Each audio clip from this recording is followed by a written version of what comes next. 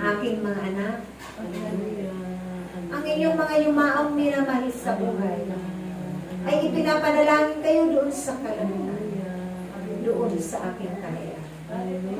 Walang humpay sila sa pananalangin, para kayo ay magtagumpay din sa misyon na aking pinagkatiwala sa bawat isa sa inyo. Kaya't pagbutihin ninyo ang inyong pagsunod, aking mga anak. Lagi kayong maglaan ng oras at panahon sa Diyos na inyong pinatawag.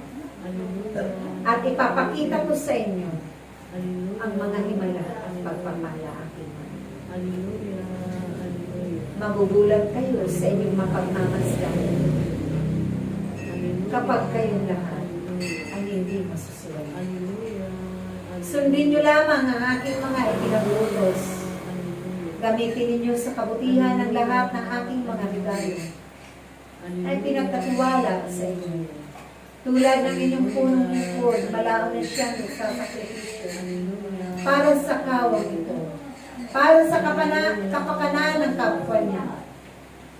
Dahil siya ay pinuno ko ng karunungan at pag-ibig. Pinuno ko ng kababaang loob. Naabaman siya sa paningin ng kapwa niya. Subalit mayaman naman siya sa akin. Kaya sundan ninyo ang kanyang mga hinahakbangan ko.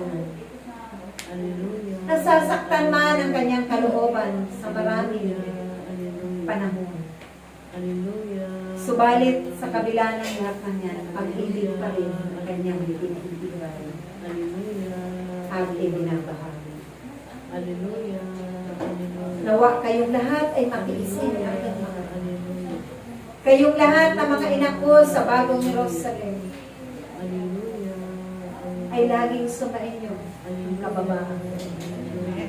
Sumain nyo lagi ang inyong pagpapakumbaba.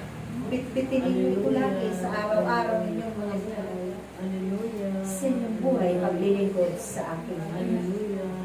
At tiyak ng katagumpayan ay sansa. Aking pinalulugdan na kawang ito.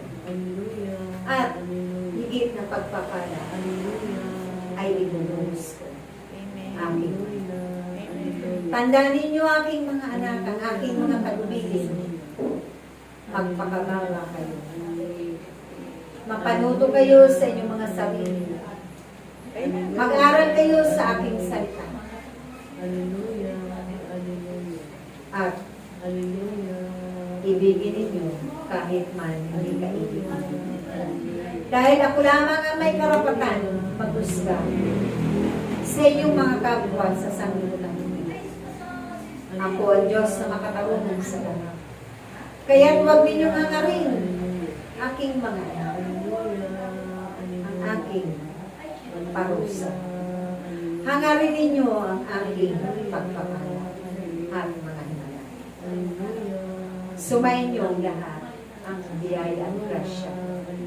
Sumayin niyo ang lahat ang kagalingan at kalakasan.